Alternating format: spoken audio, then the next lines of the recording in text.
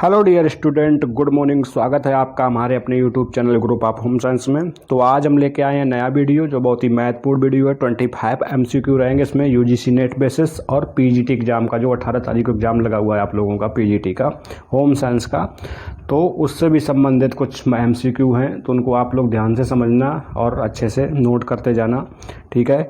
जिन लोगों ने टीजीटी का एग्ज़ाम दिया हुआ है तो काफ़ी अच्छे क्वेश्चंस थे उसमें, हमारे पढ़ा रहे जो हमने यहाँ पे ग्रुप में भी पढ़ाए हैं और यूट्यूब चैनल पर भी जो काफ़ी क्वेश्चंस करवाए हैं, उन सारे क्वेश्चन से संबंधित वो सारे प्रश्न आए हुए हैं। मैं चैलेंज करता हूँ कि 125 में 110 या 115 के समथिंग हमारे ही क्वेश्चंस आए हुए हैं, जो हम ऑलरेडी क्विज के रूप में ग्रुप में पोस्ट करते थे।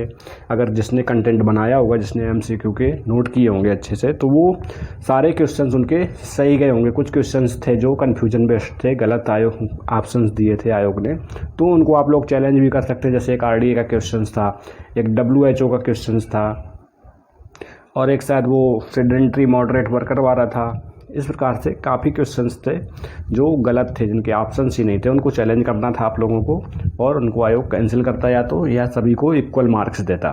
तो चलिए आज के इस वीडियो में देखते हैं। 25 एमसीक्यू है जो बहुत ही महत्वपूर्ण एमसीक्यू है। जिन लोगों ने अभी तक ग्रुप को ज्वाइन नहीं किया है, फॉलो नहीं किया है फेसबुक पर, टेलीग्राम पर, वो लोग वहाँ भी ज्वाइन कर लें। और यूट्यूब पर हमारे वीडियो अपलोड होते रहते हैं। अभी बीच में कुछ दिन से वीडियो अपलोड नहीं कर रहा था, कुछ प्रॉब्लम्स थी, तो अब जो वीडियो आएंगे वो प्रतिदिन की सीरीज में डेली अपलोड किए जाएंगे यूजीसी नेट बेसिस पे, क्योंकि टीजीटी और पीजीटी का एग्ज़ाम हो चुका है। एक्चुअली क्या है कि वीडियो जो हैं ये कोई पर्टिकुलर एक एग्ज़ाम के लिए डिसाइड नहीं होते हैं कि ये टीजीटी के लिए या पीजीटी के लिए या, क्योंकि होम साइंस के जो एमसीक्यू हैं वो तो सारे किसी न किसी प्रकार के एग्ज़ाम में पूछे ही जाते हैं। तो आप लोग जिन लोग तैयारी कर रहे हैं, कोई भी एग्ज़ाम हो, या राजस्थान असिस्टेंट प्रोफेसर हो, या उत्तर प्रदेश का असिस्टेंट प्रोफेसर हो, या यूजीसी नेट जेआरएफ का एग्ज़ाम हो, तो वो लोग नोट्स बनाते जाएं अच्छे से क्वेश्चंस को। मैं चैलेंज करता हूं कि हमारे ग्रुप की पढ़ाए हुए क्वेश्चंस 101% आपको पेपर में मिलेंगे, या वो यूजीसी नेट हो या कोई भी प्रकार का एग्ज़ाम हो। तो चलिए शुरू करते हैं आज का पहला। और जो लोग चैनल पर नए हैं वो कृपया करके चैनल को सब्सक्राइब करें, वीडियो को लाइक करें और शेयर कर दें अपने दोस्तों के साथ में, ताकि सभी लोगों के पास हमारे वीडियो जाते रहें, और बेल आइकन को ऑन कर दें ताकि वीडियो की नोटिफिकेशन आपको जल्द से जल्द मिलती रहे। टेलीग्राम और फेसबुक पेज की जो लिंक है वो डिस्क्रिप्शन बॉक्स में आपको मिल जाएगा, आप वहाँ से डायरेक्ट आप ज्वाइन कर सकते हैं। चलते हैं आज के पहले क्वेश्चन की तरफ। तो पहला क्वेश्चन है आज का, the conversion of beta carotene into vitamin A takes place in which one of the following organ. यानी कि बीटा कैरोटीन का विटामिन ए में रूपांतरण निम्नलिखित में से किस अंग में होता है। तो यहाँ पे 4 ऑप्शन दिए हैं। पहला ऑप्शन इंटेस्टाइन, दूसरा किडनी, और तीसरा लीवर, और चौथा है रेटिना ऑफ द आई। तो यहाँ पे सही ऑप्शन कौन सा है? यहाँ जो सही ऑप्शन है पहले क्वेश्चन का सी ऑप्शन यहाँ सही है, ठीक है। लीवर में जो होता है वो विटामिन ए का, बीटा कैरोटीन का जो है वो विटामिन ए में रूपांतरण होता है, ठीक है। और विटामिन ए के कौन से फार्म होते हैं? 2 होते हैं, बीटा कैरोटीन और एक रेटिनॉल। देखते हैं कि जो रेटिनल ईस्टर्स होता है, तो वो फूड में प्रेजेंट्स होते हैं, ठीक है। आप जैसे क्वेश्चन यहाँ पे बना देंगे कि फूड में जो विटामिन ए का फार्म होता है वो किस फार्म में प्रेजेंट होता है, रेटिनल ईस्टर्स में, या रेटिनोइक एसिड, या रेटिनॉल। इस तरीके से ऑप्शंस दे सकते हैं और पूछ सकते हैं। तो यहाँ पे आप लोग कंफ्यूज मत होना, जो फूड में जो विटामिन ए का फॉर्म प्रेजेंट होता है वो रेटिनल ईस्टर्स के फॉर्म में प्रेजेंट्स होता है। और रेटिनॉल के जो होते हैं वो 3 फार्म्स होते हैं, एक एल्डिहाइड फॉर्म्स होता है, एक एल्कोहल फॉर्म होता है, और तीसरा एसिडिक फार्म होता है, ठीक है। तो हम यहाँ पे देखते हैं कि एल्डिहाइड जो फार्म होते हैं उसको हम क्या बोलते हैं? उसको बोलते हैं रेटिनॉल, ठीक है, RETINAL। ये कैसा फार्म है? ये एल्डिहाइड फार्म है, ठीक है। और रेटिनॉल, अब इसमें ऑल मतलब OL लगाया अगर, ठीक है। रेटिनॉल में वो एल्कोहलिक फार्म है, ठीक है। और तीसरा जो होता है एसिडिक फार्म, तो वो कौन सा होता है? वो रेटिनोइक होता है, ठीक है,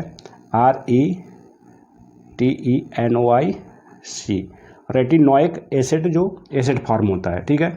तो इस तरीके के यहाँ पे 3 टाइप्स ऑफ फार्म होते हैं, और फूड में किस फार्म में बीटा कैरोटीन ये रेटिनॉल प्रेजेंट होता है वो भी बता दिया आपको। और यहाँ पे जो क्वेश्चन का सही ऑप्शन है वो है सी ऑप्शन यहाँ सही है, लीवर, ठीक है। क्वेश्चन नंबर दूसरा चलते हैं आज का। Among the chemicals given below which one is useful in preserving the pickles from routing and moulds, यानी कि नीचे दिए गए रसायनों में से कौन सा अचार को सड़ाने और फफूंदी से बचाने में उपयोगी होता है। यहाँ पे 4 ऑप्शन दिए। पहला ऑप्शन है सोडियम बेंजोएट, दूसरा ऑप्शन है सोडियम कार्बोनेट, और तीसरा ऑप्शन है सोडियम बाइकार्बोनेट, और चौथा ऑप्शन है सोडियम एसीटेट। तो यहाँ पे सही ऑप्शन कौन सा होगा? यहाँ पे जो ए ऑप्शन सही है, ठीक है। सोडियम बेंजोएट जो होता है वो कैसा होता है? अचार को सड़ाने से और फफूंदी से बचाने के लिए उपयोग किया जाता है। कौन सा? Sodium benzoate. ए ऑप्शन यहाँ सही है। तीसरा क्वेश्चन देखते हैं। The acid require in the manufacturing of nylon is, यानी कि नॉयलॉन के निर्माण में आवश्यक अम्ल कौन सा है? ठीक है, अच्छा क्वेश्चन है, टेक्सटाइल का अक्सर पूछते हैं ये क्वेश्चंस। नायलॉन से संबंधित किस प्रकार के, या नायलॉन से संबंधित ऐसे इस प्रकार से। तो यहाँ पे पहला ऑप्शन जो है एस्कॉर्बिक एसिड, दूसरा है बी ऑप्शन एडापिक एसिड, और तीसरा ऑप्शन है एस्टिक एसिड, और चौथा ऑप्शन है एसिटल एनहाइड्रेट। तो यहाँ पे सही ऑप्शन कौन सा है? तीसरे क्वेश्चन का यहाँ सही ऑप्शन जो है वो एडापिक एसिड जो है वो सही ऑप्शन है, ठीक है। बी ऑप्शन यहाँ सही है, क्योंकि डाई एडिपिक एसिड हम जो बोलते हैं इसको, ये नायलॉन मैन्युफैक्चरिंग के लिए आवश्यक होता है। क्वेश्चन नंबर चौथा देखते हैं आज का। When wool is burn to test its purity what result will indicate its purity, यानी कि जब ऊन की शुद्धता को जांचने के लिए जलाया जाता है तो क्या परिणाम इसकी शुद्धता का संकेत देता है? कौन सी किस प्रकार के इसमें रिजल्ट्स आते हैं? तो यहाँ पे पहला ऑप्शन जो है स्मेल ऑफ बर्निंग पेपर, यानी कि कागज़ के जलने की गंध, या स्मेल ऑफ बर्निंग हेयर्स, बालों के जलने की गंध, और तीसरा ऑप्शन है स्मेल ऑफ मिथाइल एल्कोहल, यानी कि मिथाइल एल्कोहल की गंध, और चौथा ऑप्शन है स्मेल ऑफ लैनोलिन। ठीक है, यहाँ 4 ऑप्शन दिए हुए हैं। तो जब ऊन को हम जलाते हैं उसकी शुद्धता को जांच करने के लिए, ठीक है, बर्निंग टेस्ट जब करते हैं तो किस प्रकार का उसमें रिजल्ट्स इंडिकेट करते हैं? तो इसमें जो ऊन जो होते हैं वो मोस्टली वूल फाइबर होते हैं, ठीक है, और वूल जो क्या होते हैं उनमें पाई जाती है प्रोटीन, ठीक है, ध्यान रखना आप लोग। इनमें जो वूल फाइबर्स होते हैं उनमें क्या पाई जाती है? प्रोटीन। तो जब प्रोटीन को हम जलाते हैं या बालों को, तो उसमें कैसे महक आती है? उसमें आती है बालों के जलने की महक, ठीक है। बी ऑप्शन यहाँ सही है। चौथे क्वेश्चन का बी ऑप्शन यहाँ सही है, smell of burning hair is correct answer. Question number 5वां देखते हैं आज का। In the Leagans model of elements of communication are, ठीक है, लिगेंस मॉडल एक एक्सटेंशन का क्वेश्चन है ये, ठीक है। इन्होंने लिगेंस जो थे इन्होंने मॉडल दिया था कम्युनिकेशन का, तो उसमें कौन कौन से एलिमेंट को शामिल किया था कम्युनिकेशन के लिए? पहला ऑप्शन है स्पीकर, स्पीच या ऑडियंस, दूसरा ऑप्शन है sender, encoder, channel, decoder, receiver, ठीक है, और तीसरा ऑप्शन है communicator, message, channel, treatment, audience, response of audience, और चौथा ऑप्शन है सोर्स, इनकोडर, मैसेज, चैनल या डिकोडर।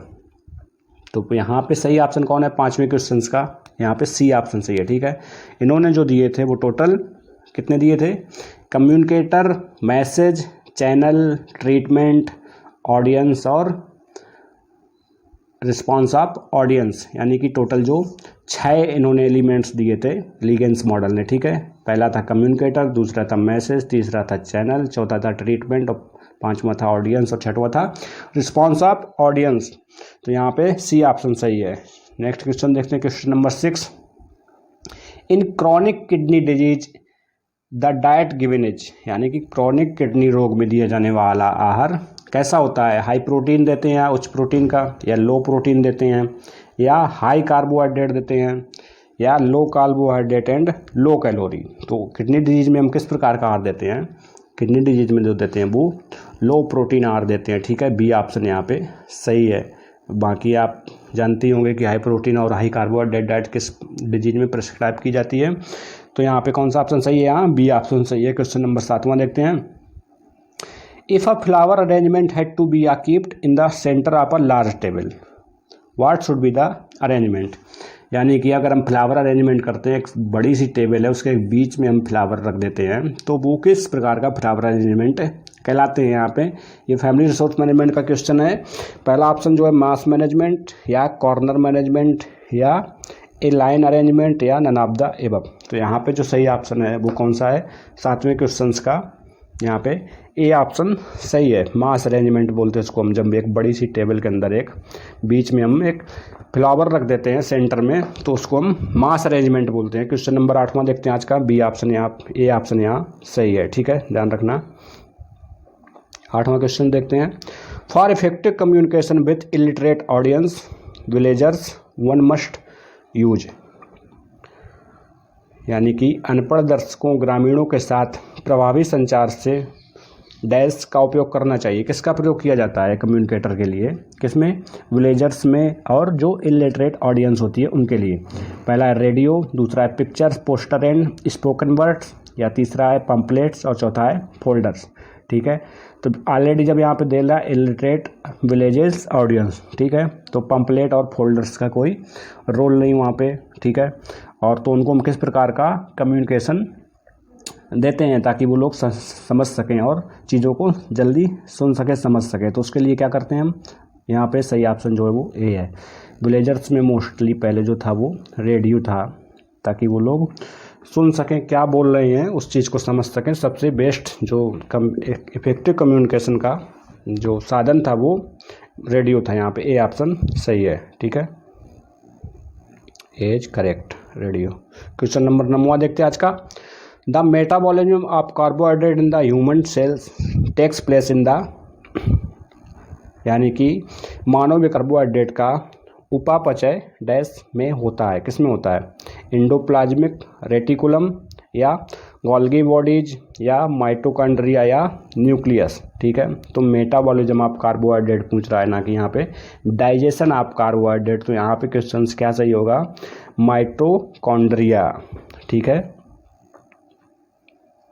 माइटोकॉन्ड्रिया, यहाँ पे सी ऑप्शन सही है, ठीक है। क्वेश्चन नंबर 10वां देखते हैं आज का, working with different shades of the same colour on a fabric is called dash colour scheme, ठीक है।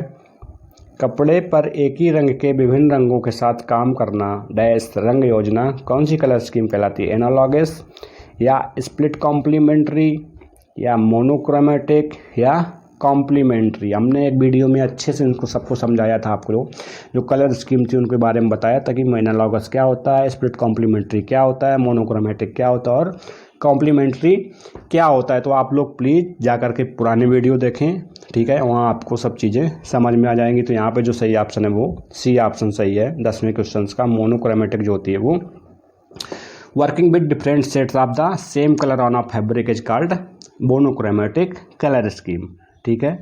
मतलब कि कपड़े पर एक ही रंग के विभिन्न रंगों के साथ काम करने की हम क्या कहते हैं, मोनोक्रोमेटिक। सी ऑप्शन यहाँ सही है। क्वेश्चन नंबर 11वां देखते हैं आज का, the final finishing operation which straightens and also ड्राइज the fabric is called, ठीक है, यानी कि अंतिम फिनिशिंग ऑपरेशन जो कपड़े को सीधा और सुखाता है क्या कहलाता है, डिकेटाइजिंग, या सीजनिंग, या टेंटरिंग, या कार्बोनाइजिंग, ठीक है। 11वां क्वेश्चन है आज का। तो यहाँ पे सही ऑप्शन कौन सा है, यहाँ पे टेंटरिंग जो है वो सही ऑप्शन है, सी, ठीक है। ये कपड़े को सीधा करता है और उसको ड्राई कर देता है, फिर ये फिनिशिंग है एक प्रकार की टेंटरिंग, ठीक है, जो दी जाती है फैब्रिक्स में। यहाँ सी ऑप्शन सही है।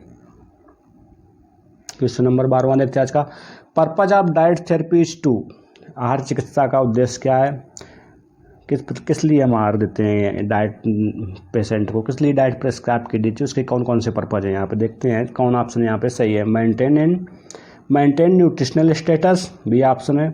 To correct the deficiency of nutrients, C option है। To give to food people once a day, और चौथा ऑप्शन है ए एंड बी बोथ।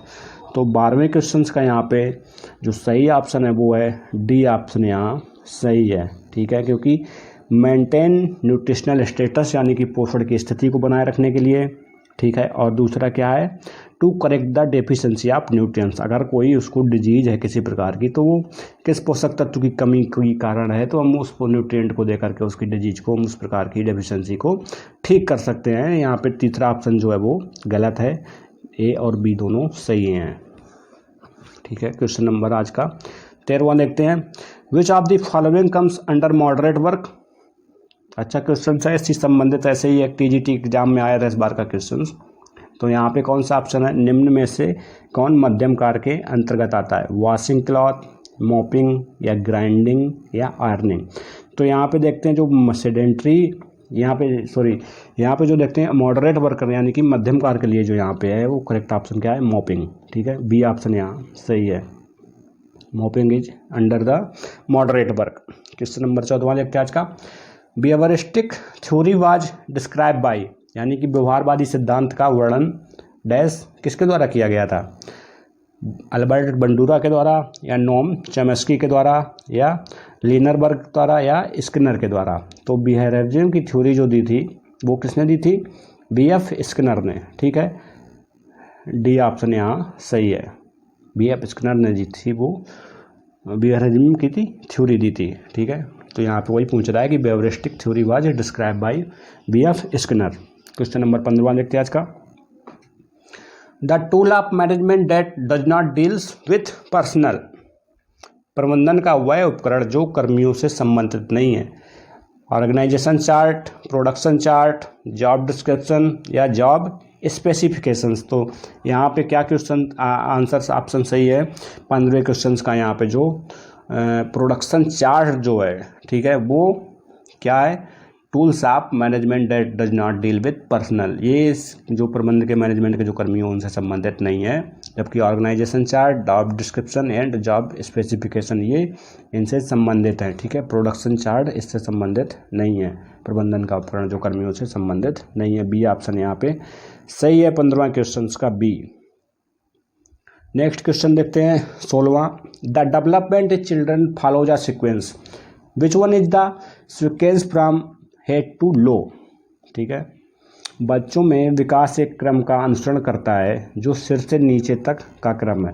ये भी क्वेश्चन देखो टीजीटी एग्जाम में पूछा गया था। ठीक है, और जिन्होंने पुराने वीडियो देखेंगे हम पहले भी बता चुके हैं कि डेवलपमेंट सीक्वेंस कौन कौन से होते हैं, प्रॉक्सिमोडिस्टल और सिफेलोकार्डल, ये 2 तरीके के होते हैं। तो बस यहाँ पे क्या पूछ रहा है, जो सिर से नीचे तक का क्रम होता है, हेड टू टाउ। ठीक है, तो उसको क्या बोलते हैं हम, यहाँ पे देखते हैं पहला ऑप्शन क्या है, प्रॉक्सिमोडिस्टल, दूसरा है स्पाइरल डेवलपमेंट, तीसरा है सिफेलोकार्डल और चौथा है बोथ ए एंड सी। तो यहाँ पे जो सही ऑप्शन है वो सी ऑप्शन सही है। ठीक है, हेड टू टाउ जो होता है लो ऊपर से नीचे की तरफ में, वो सिफेलोकार्डल डेवलपमेंट बोलते हैं। ठीक है, और सेंटर टू पेरीफेरी यानी लेफ्ट राइट जो होता है वो प्रॉक्सिमोडिस्टल बोलते हैं। बट ये दोनों ही डेवलपमेंट के सीक्वेंस है चिल्ड्रंस में। ठीक है, तो यहाँ पे जो करेक्ट ऑप्शन कौन सा हम देखेंगे इसके अकॉर्डिंग, क्वेश्चन के अकॉर्डिंग सी ऑप्शन यहाँ सही है, सिफेलोकार्डल।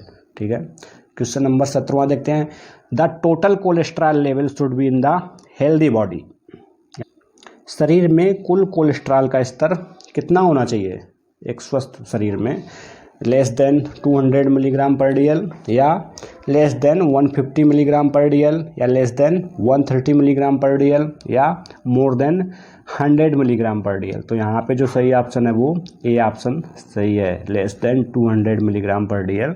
ठीक है, इसी संबंधित एक टीजीटी के एग्जाम में क्वेश्चन आया था कि बैड कोलेस्ट्रॉल कौन सा होता था, उन्होंने ऑप्शन दिए थे एलडीएल, वीएलडीएल, एचडीएल, इस तरीके के 4 ऑप्शन उन्होंने दिए थे। तो वहाँ पे बहुत से लोग वीएलडीएल को करके आए थे, वो भी बैड कोलेस्ट्रॉल है। बट अकॉर्डिंग टू अगर ऑप्शन देखें, जब एलडीएल दिया हुआ है तो वीएलडीएल नहीं होता है वहाँ पे। ठीक है, तो उसका ऑप्शन करेक्ट ऑप्शन जो था वो low density lipoprotein LDL is a bad cholesterol. तो यहाँ पे कौन सा ऑप्शन सही है, शरीर में स्वस्थ शरीर में कुल कोलेस्ट्रॉल का स्तर कितना होना चाहिए, 200 मिलीग्राम से कम।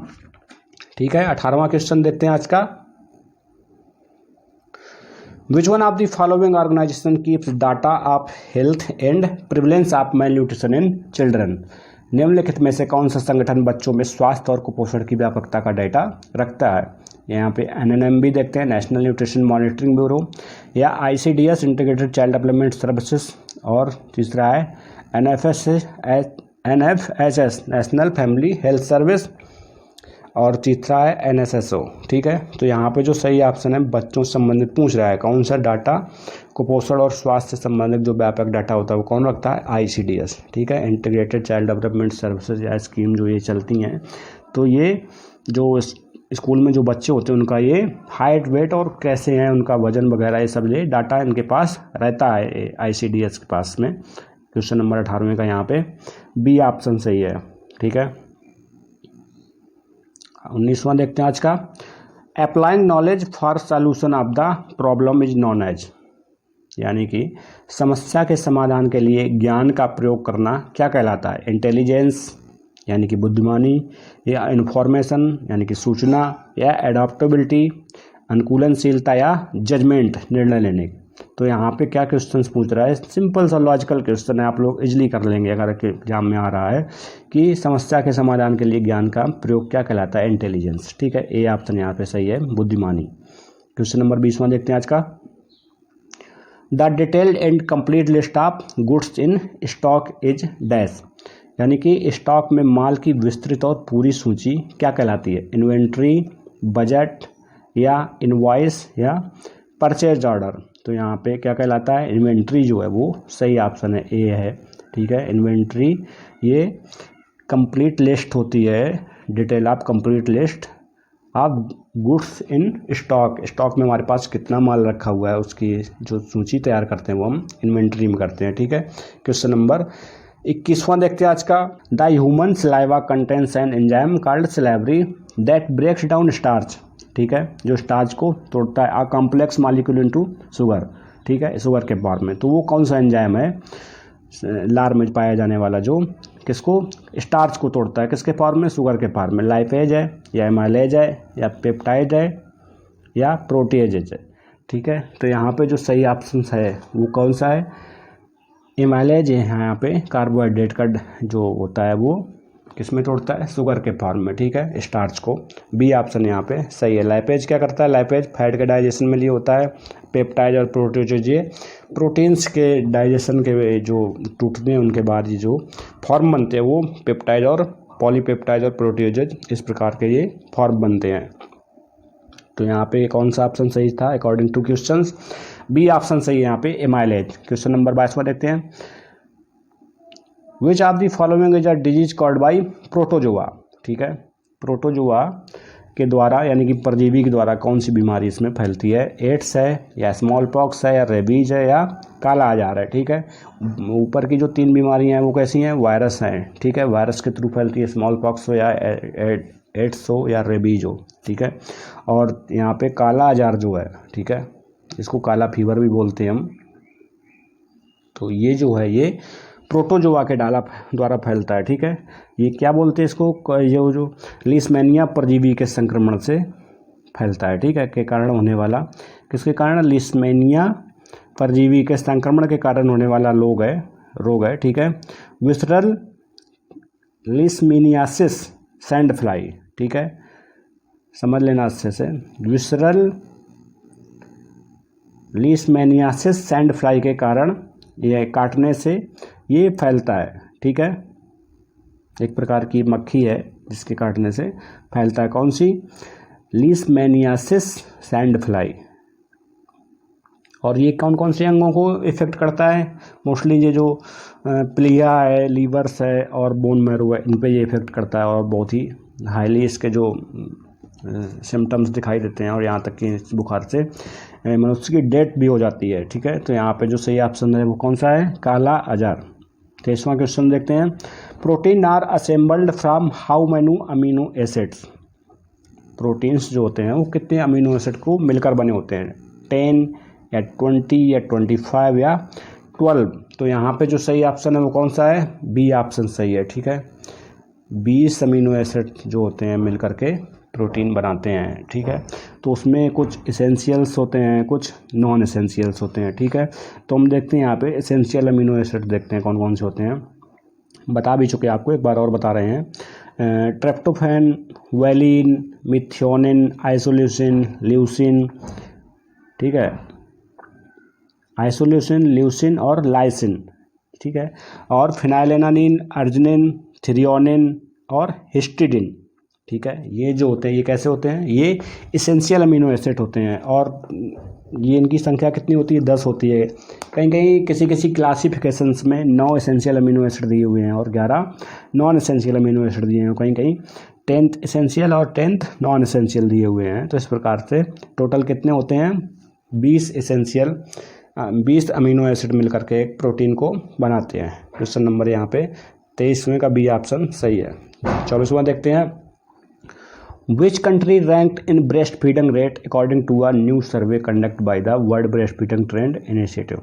ठीक है, अभी आप जानते ही हैं कि 1 अगस्त लेकर के 7 अगस्त तक जो वर्ल्ड ब्रेस्ट फीडिंग वीक के रूप में हम सेलिब्रेट करते हैं। ठीक है, तो इसी से संबंधित ये क्वेश्चन है ब्रेस्ट फीडिंग के, कि उसके जो सर्वे हुए हैं तो उसमें कौन सा देश जो है वो पहले स्थान पर है, किसमें, ब्रेस्ट फीडिंग में, यानी कि बच्चों को दूध पिलाने वाली माताओं जो हैं वो सबसे ज़्यादा किस देश की जागरूक हैं, या कौन से देश के सबसे ज़्यादा यहाँ पे जागरूक हैं। पहला ऑप्शन है इंडिया, दूसरा चाइना, श्रीलंका या जापान। ठीक है, तो यहाँ पे जो सही ऑप्शन है वो है सी ऑप्शन करेक्ट है। ठीक है, ये जो सर्वे हुआ था वर्ल्ड ब्रेस्ट फीडिंग में तो ये टॉप पर है श्रीलंका। ठीक है, फर्स्ट रैंक पर है ब्रेस्ट फीडिंग रेट में। क्वेश्चन नंबर 25वां देखते हैं, आज का last question, which hormone prepares the body for emergency situation. ठीक है, पहला ऑप्शन है इंसुलिन, टेस्टोस्टेरोन दूसरा है, तीसरा है पैराथायरॉयड हार्मोन और चौथा है एड्रेनालिन। ठीक है, तो यहाँ पे कौन सा ऑप्शन सही है। ठीक है, इमरजेंसी सिचुएशंस के लिए या कोई जैसे बॉडी में कोई चेंजेस होते हैं, इमरजेंसी सिचुएशंस क्रिएट होती हैं, तो वहाँ उसके लिए कौन सा हार्मोन जिम्मेदार होता है, उसके लिए एड्रिनल ग्लैंड से निकलने वाला हार्मोन होता है एड्रेनालिन। ठीक है, तो यहाँ पे डी ऑप्शन सही है, एड्रेनालिन जो है वो इमरजेंसी सिचुएशन हार्मोन बोलते हैं हम इसको। ठीक है, और ये एड्रिनल ग्लैंड को क्या बोलते हैं हम, एड्रिनल ग्लैंड भी बोलते हैं इसको और इमरजेंसी ग्लैंड भी बोलते हैं, जो कहाँ लोकेटेड होती हैं, on the top of each kidney. ठीक है, जो दोनों किडनी होती हैं उनके ऊपर ये ग्रंथियाँ होती है, कौन सी, एड्रिनल। ठीक है, और ये जो होती हैं ये एड्रिनल हार्मोन को रिलीज करती हैं। ठीक है, इन ड्यूरिंग इमरजेंसी सिचुएशन। तो करेक्ट ऑप्शन यहाँ पे जो है वो डी ऑप्शन सही है। आज के 25 क्वेश्चन आज के जो कंप्लीट हुए, टोटल किसके कितने क्वेश्चन सही थे आप मूल्यांकन करके वो ज़रूर बताएं। ठीक है, और वीडियो कैसा लगा आप लोगों को कमेंट करके ज़रूर बताएं। अब आपको डेली वीडियो के रूप में 20-25 क्वेश्चन साहब हम समझाते रहेंगे, कराते रहेंगे यहाँ पे एनटीए बेसिस और पीजीटी एग्ज़ाम के बेसिस। पीजीटी एग्ज़ाम तो होने वाला है, 18 तारीख को एग्ज़ाम लगा हुआ है जिन लोगों का, तो उन लोगों से मेरी एक विनती है कि जिनको क्वालिफाई करना है, एक बार जाके फेसबुक ग्रुप पर जो क्विज़ेस हैं वहाँ पे जो एमसीक्यू पड़े हुए हैं आप लोग उनको अच्छे से पढ़ लें, उनके ऑप्शन से संबंधित एमसीक्यू पढ़ लें। ठीक है, कहाँ जहाँ आपको डाउट्स हैं आप लोग कमेंट करके बता दें, जहाँ जो समझ में नहीं आ रहा है हम आपको बता देंगे, तो आप लोगों को इजीली हो जाएगा, थोड़ा कुछ ना कुछ तो हेल्प मिलेगी। ठीक है, तो कैसा लगा आज का वीडियो कमेंट करके ज़रूर बताएं, चैनल को सब्सक्राइब करें, लाइक करें और शेयर करें। मिलते हैं कल के नेक्स्ट वीडियो में, तब तक के लिए थैंक यू, बाय बाय।